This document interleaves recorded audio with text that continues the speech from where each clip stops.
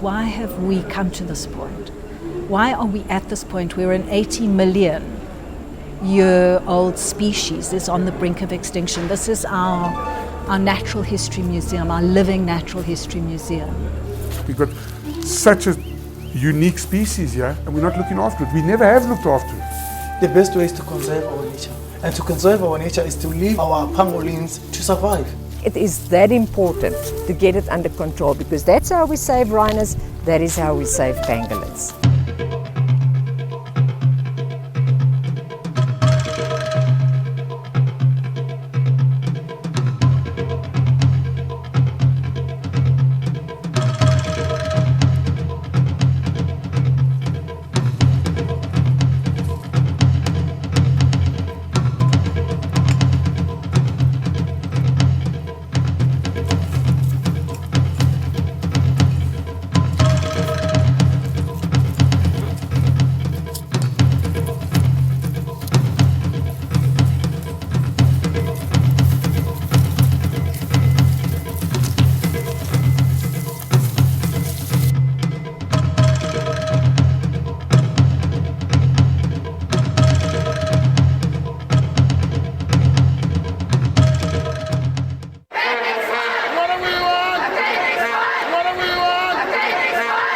We want the poaching for our lions, our elephants, our rhinos, our pangolins to all stop, because this is our heritage, and we want our grandchildren and their grandchildren to see the rhino and the elephant and the pangolin.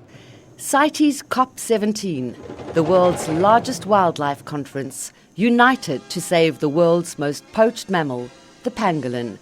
The decision driven by Africa. There was an overwhelming proposal to uplist, especially by African range states. And it was very moving to sit in plenary, which is the accumulated meeting of all of the parties. Suffice to say, the cheers by members on the uplisting of species is a celebration for the sake of the animals that cannot speak for themselves. You know, in the street the next day, the poster from the Star newspaper, which said "The world unites for pangolins," said it all. From an animal that is considered the most poached mammal that no one knows about, to the world uniting for pangolins. It was a great success. After months of vociferous lobbying, conservationists succeeded in eliciting the support of 19 range countries to uplist the pangolin status from Appendix 2, which allows for restricted trade, to Appendix 1, a total ban on all trade except for scientific research. We were meeting together every morning, right up to and leading up to the proposals being discussed and voted on for pangolins at CITES. So we would all meet together under the guidance and expertise of the strong NGOs who have experience with CITES as a group, many different NGOs together cooperating on the conservation side for transferring pangolins from Appendix 2 to Appendix 1. And there was just an incredible feeling of cooperation, setting aside anybody's personal agendas for the sake of the animals. Alexis Creel is at the forefront of pangolin conservation. She has partnered with Special Assignment to investigate the illegal trade that scientists and conservationists believe is decimating the species.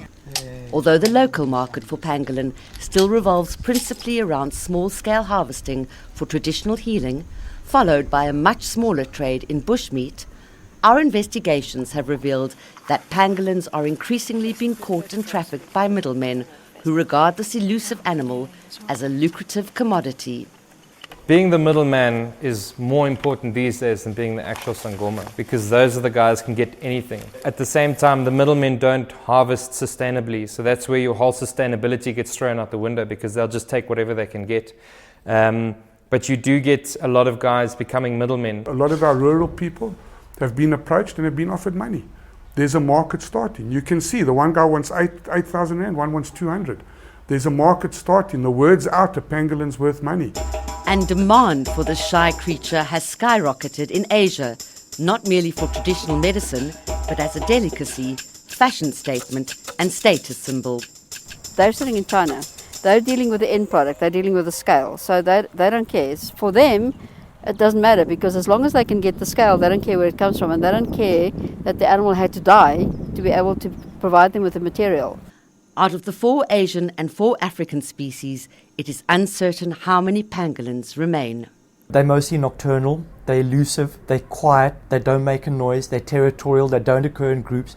They're just incredibly difficult to find and to count and to estimate numbers. And we can, with great confidence, say the numbers are dwindling at an alarming rate, considering one female has 1 pangolin pup every 1 to 2 years, more than likely only every 2 years. About 1 million pangolins have been traded illegally in the past 10 years, although this figure might be an underestimate, especially because the level of trade out of Africa is still relatively unknown. The conservation world is therefore elated that all 8 pangolin species have been uplisted to Appendix 1, and with little opposition from Asia. Where the Asian species were concerned, we were pretty sure that they would all be uplisted without too much opposition. I think that there's a lot of focus on China and the role that they play in driving species to extinction. So where it came to, for example, the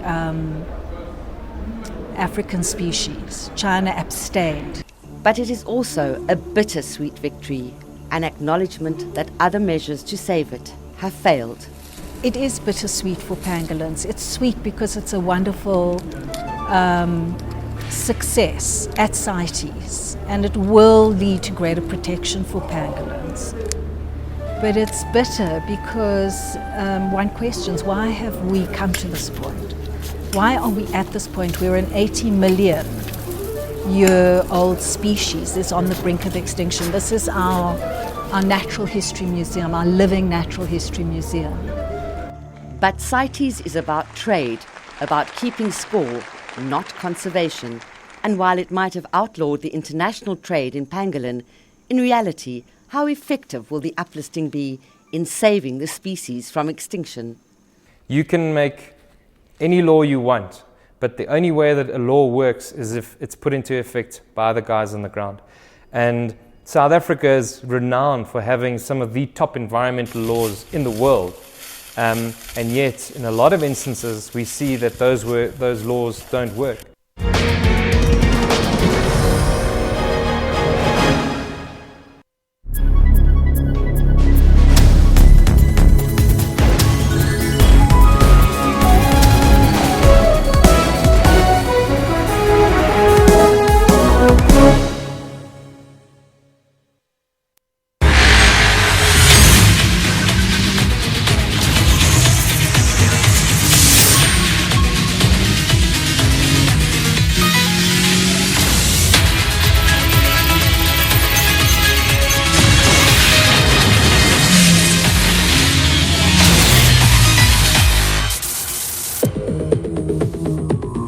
Another round?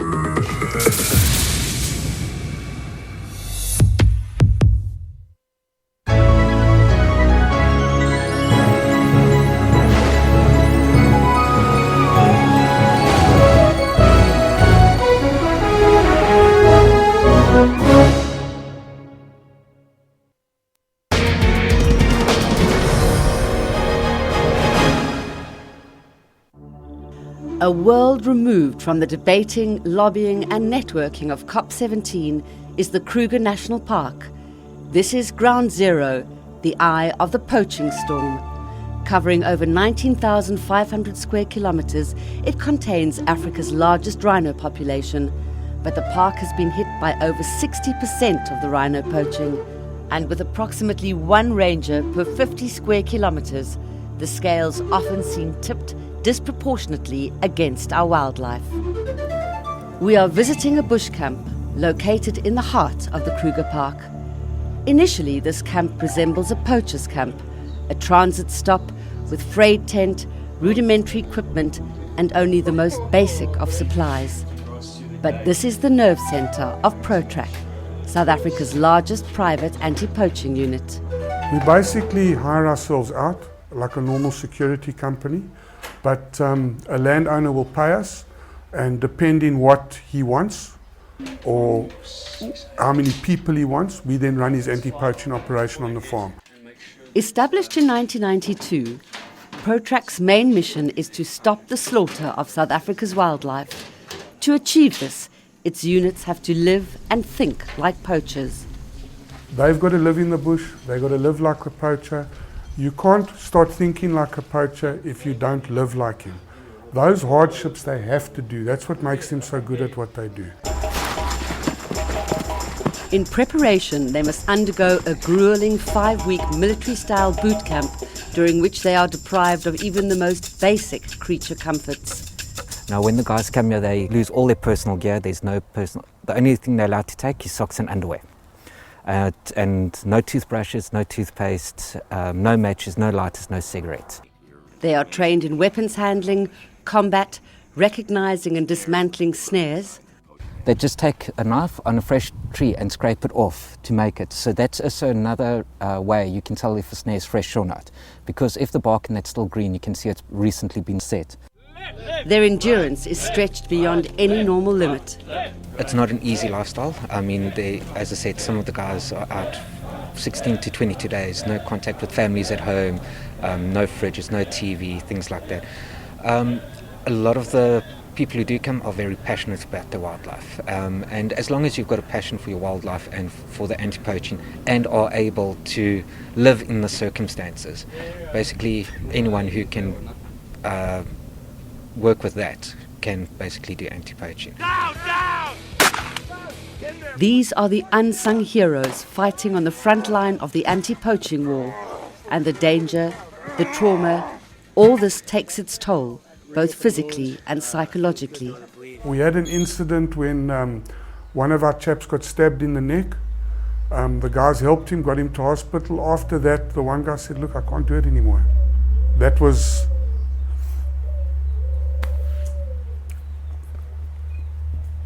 He just couldn't do it. So it does, you know, he saw his mate basically almost die. But you see, that's the thing. Obviously, it's traumatic for you. Yeah, and you know, it takes a toll on all the guys. It does. It's hard, and why some of them stick it out there, God alone only knows, but they do. And the training has yielded results both on the rhino front and in the pangolin trade. There has been a slight decline in rhino poaching in the last year, and 7 arrests of pangolin poachers in Limpopo since the beginning of this year. We're getting a lot more info from informants out in the field that there has been a spike in this area. There's been good arrests. I think in the last week there's been 3 arrests made by the SABC, not by us. There are positives. We've just got to keep the momentum rolling. This number of arrests might sound modest, but remember that in 2007, the number of poached rhino did not exceed single digits, and the networks of organised crime syndicates are similar in both rhino and pangolin poaching. We know that most of the poachers in this area are your level 1 and 2s, which are your normal guys on the ground who are actually doing the poaching. Then your level 3 are your traffickers. So your major syndicates in that aren't actually in the area where the poaching is happening. They sit in overseas somewhere, and it works like a pyramid. Your number 1 on the pyramid is your consumer. Number 2 is your kingpins. Number 3 is your trafficker. And then 4 and 5 are your bottom levels. Those are the people who are actually out on the ground and shooting the rhino or going and catching the pangolin. But ProTrack rejects a Rambo-style shoot-to-kill policy. The person that comes to an organisation like ProTrack should be a conservationist. Conservation means we look after. We don't kill. We've got a very naive attitude with this policy we must shoot and kill every poacher. 25 years ago I believed that, totally. A poacher was scum of the earth, didn't belong here. The majority of people pulling the trigger, the majority of people picking up a pangolin is a poor person who lives in a rural area. They get nothing. If we don't fix that, we might as well pack all our wildlife up and just give it to them. So you need to start off with your grassroots, with the education and your communities. Why are we not teaching the children about their heritage? We say we're protecting it for them, but we're not teaching them about it. Let's go to our communities, see what they need, and address those needs. In fact, the unit is closely aligned with conservation and education initiatives in areas like Bushbuck Ridge. This is where we visited a respected Sangoma to understand the role the pangolin plays in traditional medicine. There is a way of softening the scales and then grinding them down and mixing the powder with traditional medicine to treat cancer and open wounds. You can also grind down the meat and smear it around the yard to ward off evil spirits. In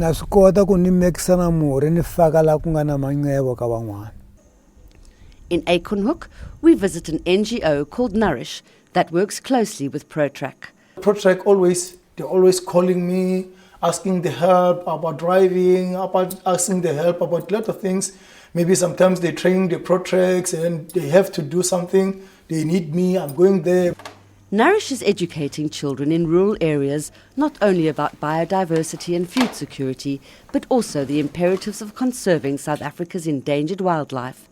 Nourish facilitator Prince Nkuna is completely committed to preserving the natural habitat and its wildlife species. I was having a lot of workshops, community meetings and whatsoever at schools.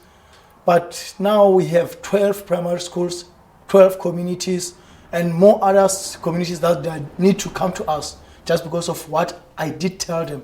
And they started to see that the people that they're visiting here is not all about us. It's all about our pangolins, rhinos, elephant and egg. Teaching the younger generation about their natural heritage entails giving them a hands-on understanding about the importance of the ecology by planting trees, cultivating vegetable gardens, and learning about the long-term value of keeping our wildlife alive. The best way is to conserve our nature. And to conserve our nature is to leave our rhino or our pangolins or whatsoever and egg, which is a part of our environment, to survive. The killing has to stop, the killing of rhinos and the killing of people and the killing of pangolins.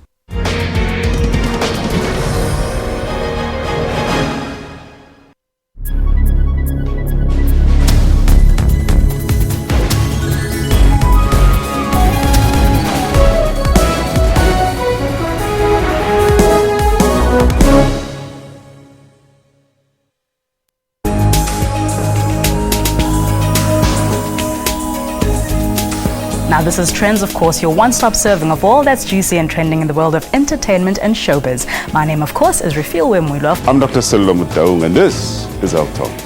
A very good morning and welcome to Media Monitor. I'm your host, Alicia Jolly. My name is Dumile Matters. My name is Mpho Sedu. What time is it?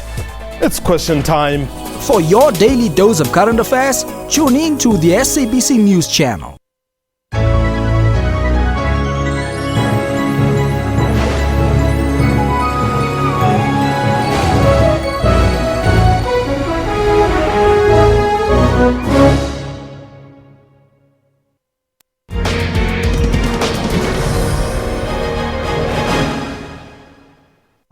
September the 22nd, 2016, World Rhino Day.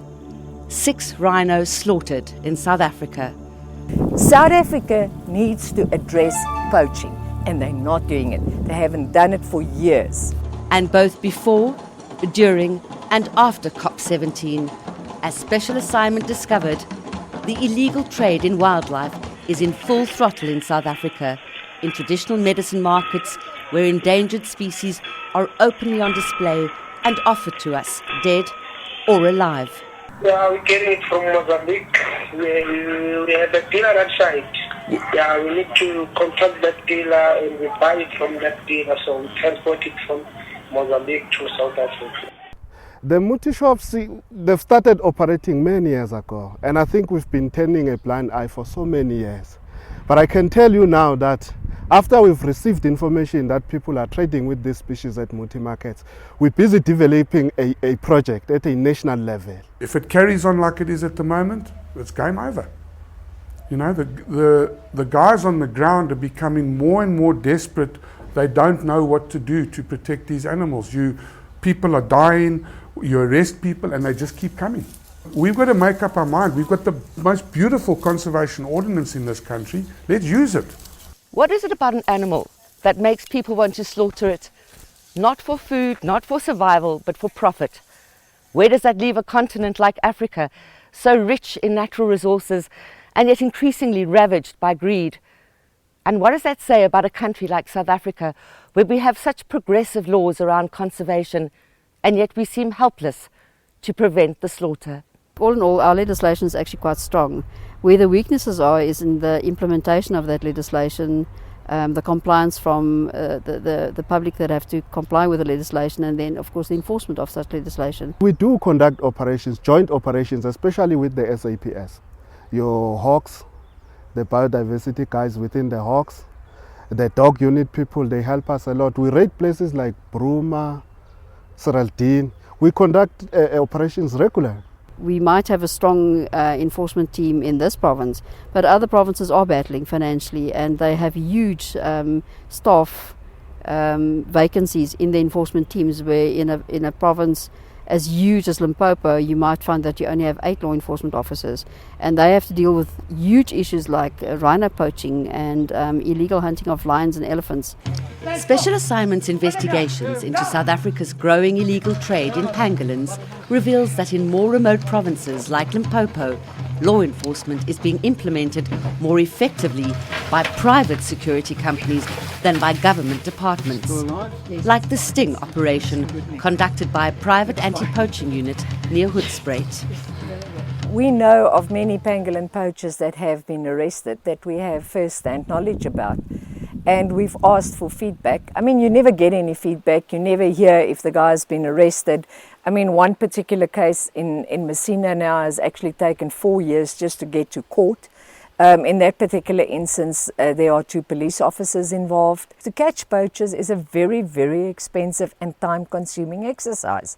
And once you catch those guys and you have spent all the money and you've paid informers and eventually you apprehend these guys, they go to court and they walk away with like a 250 Rand fine. You know, we need our specialist units back.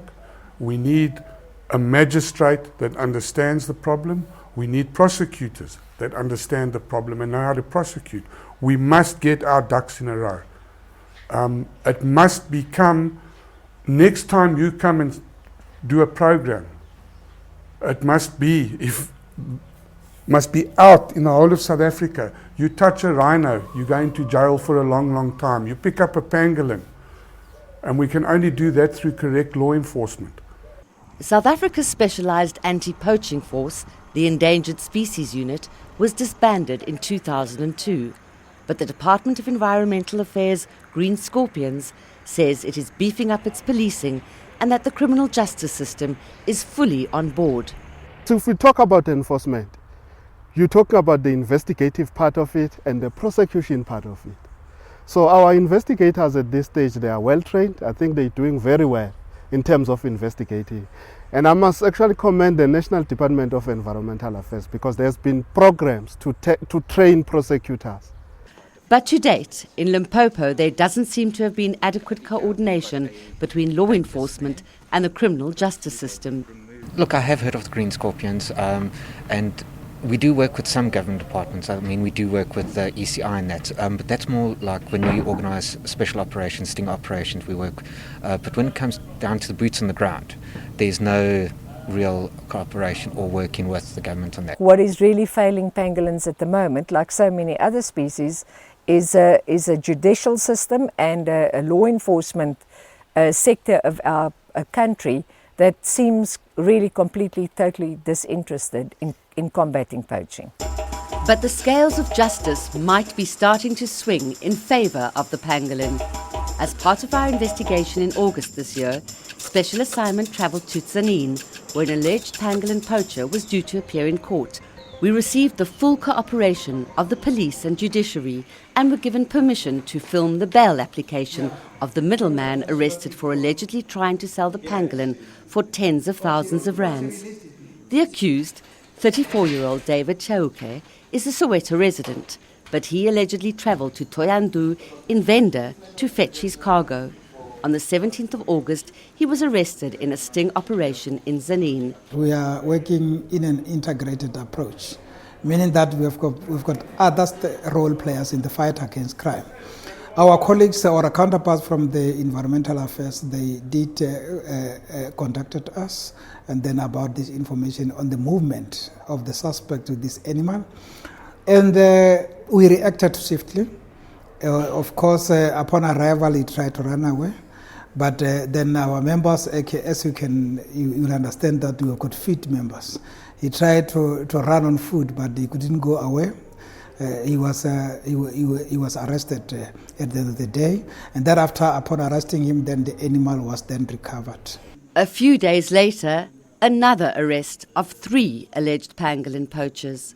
Within 2 or 3 days after the Zandane incident, we had another one in Molalane, that is Hoedspruit, whereupon 3 people were arrested. They were transporting the same animal as well. And they even appeared before court, and they will come again next month for further police investigations. The defence counsel for the accused presented him as a single father and first-time offender, but the magistrate took a relatively tough stance. However, the state further indicated to me that the animal which was found in your possession was going to be sold at plus minus 80,000 rand. I have tried to balance what the state has said and what your attorney has asked on behalf, and bail is fixed at 4,000 rand.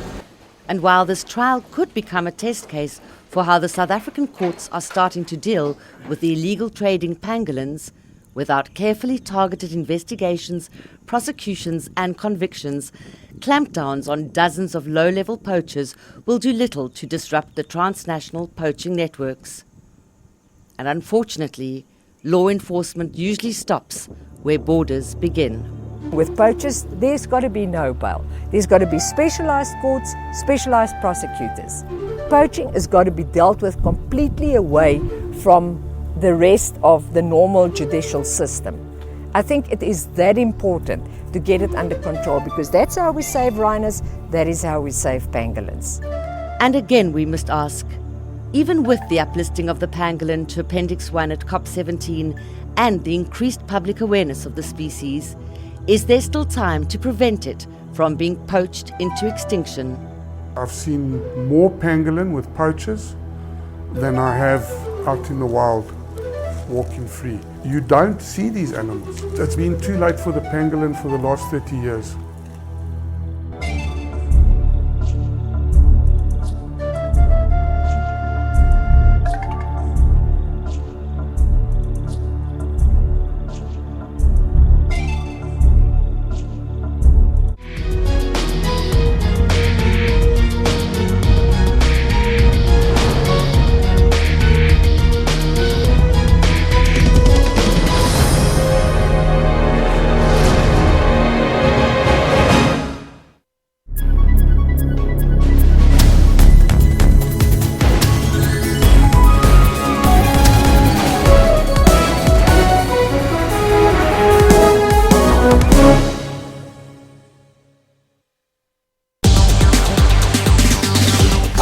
We tell you about Africa's social media and technology landscape.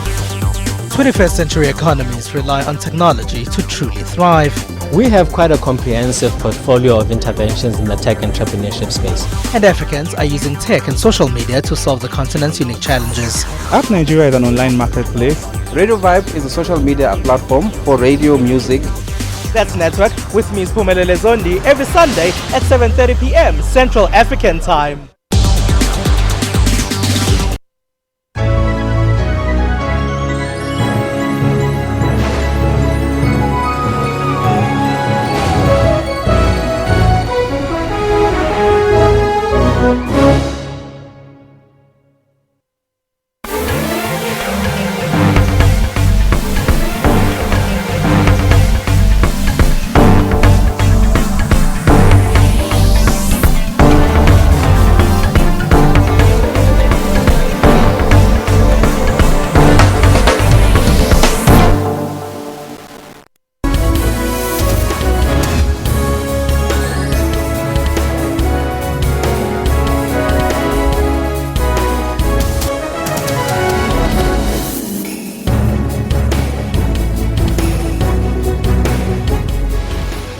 At 6 o'clock Central African time, a very warm welcome to SABC News Primetime.